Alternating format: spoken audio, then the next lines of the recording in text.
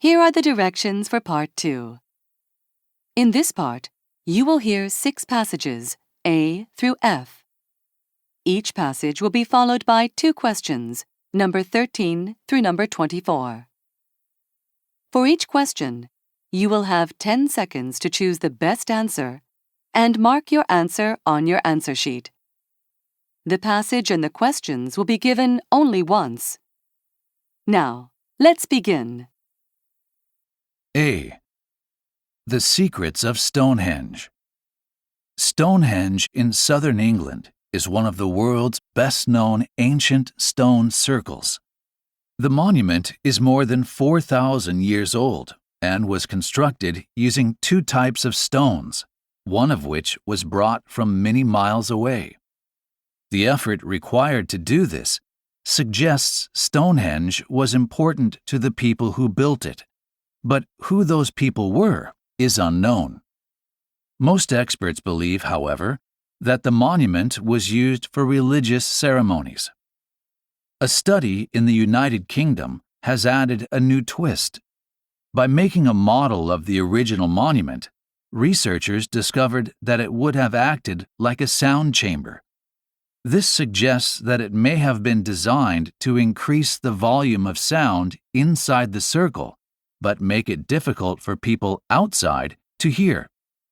This has led to a theory that the site was intended for a restricted group rather than the whole community. Questions. Number 13. What is one thing the speaker says about the monument?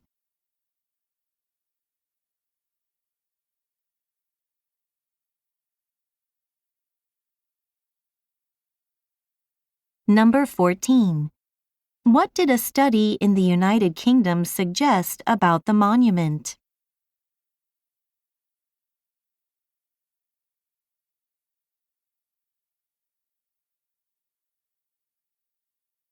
B. Kelp forests. Kelps are algae that grow as large ribbons of seaweed in coastal oceans, often forming dense clusters called kelp forests. These absorb the force of waves, creating an environment that is calm enough to allow marine animal species of varying sizes and places in the food chain to thrive in them.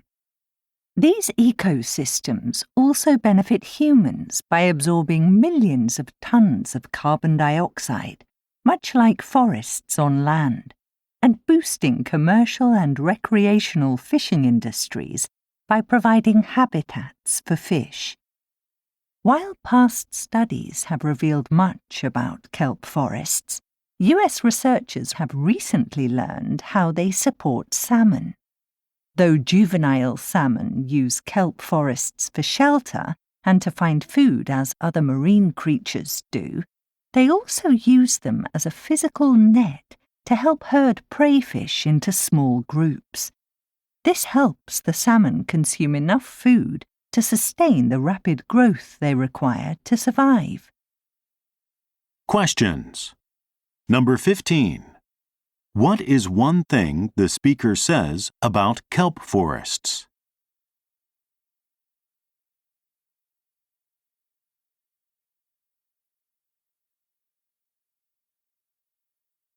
Number 16. According to the speaker, what is true with regard to salmon?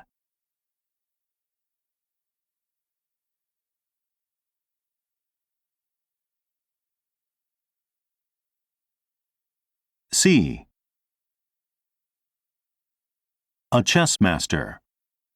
Paul Charles Morphy was an American chess master born in 1837.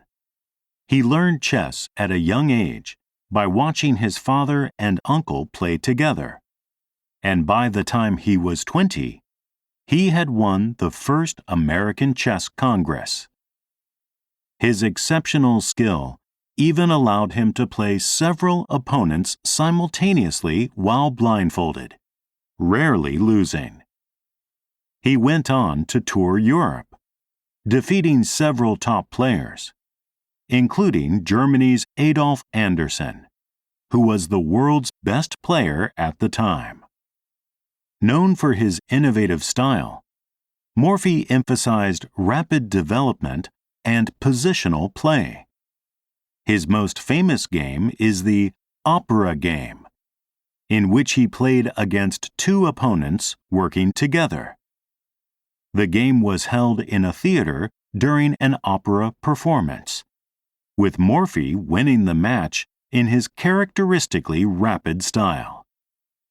To this day, the game is considered by many as one of the best examples of Morphy's approach to playing chess. Questions. Number 17. What do we learn about Paul Charles Morphy?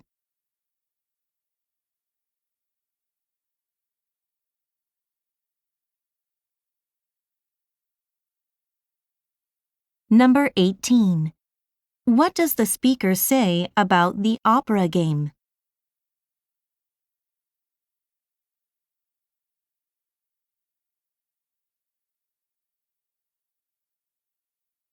D. Jethro Tull. Jethro Tull's 18th century invention of a machine called a seed drill transformed agriculture. Before it, farmers had two inefficient options: planting each seed by hand or spreading seeds by throwing them. However, planting by hand was extremely time-consuming, while throwing seeds caused many to fall in places where they would not grow. Tull's seed drill did the digging, planting, and covering all at once, allowing farmers to better control where seeds were planted and increasing speed. Before Tull, people mainly used devices called hoes to break up soil during planting. However, he realized it was important to continue using hoes while growing crops. Tull believed that plants fed on the soil itself and that breaking it up would make it easier for them to consume the dirt around them. Although this was incorrect, using a hoe allowed more air and moisture to reach the roots, so the plants grew better. Questions. Number 19. What is one thing that we learn about Jethro Tull's seed drill?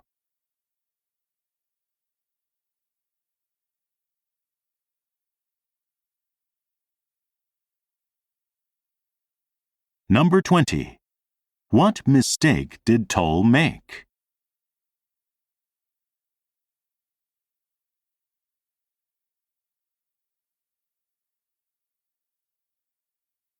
E. Eastern hellbenders.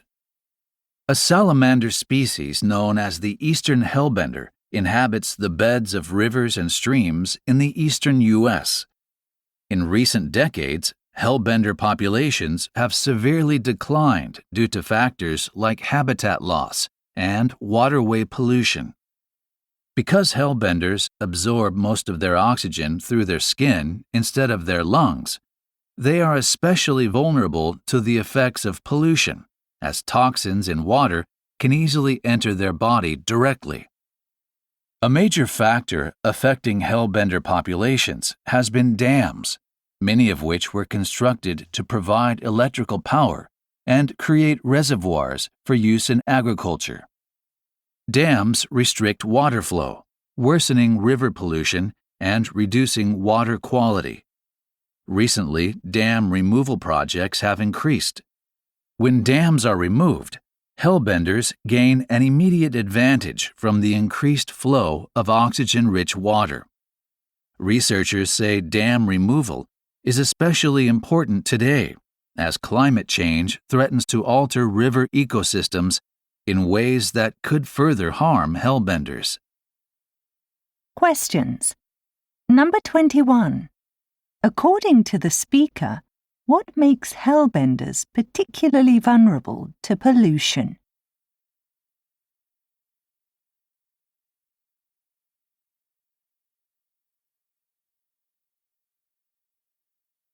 Number 22.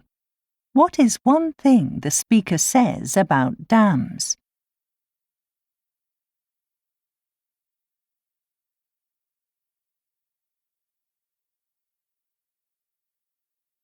F.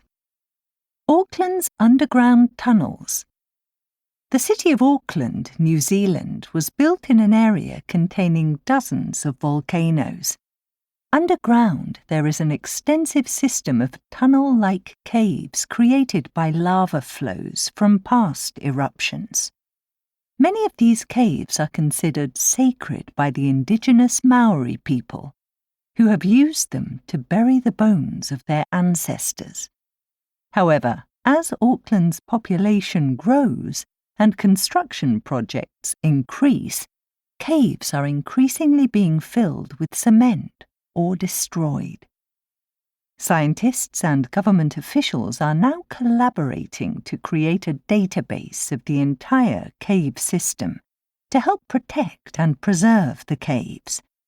In addition to their cultural importance, the caves offer clues about future volcanic eruptions and could help scientists predict where dangerous lava flows might occur. However, making cave locations publicly available could attract people who want to vandalize them, so there will be a need to limit access to some of the information. Questions. Number 23. What does the speaker say about population growth in Auckland?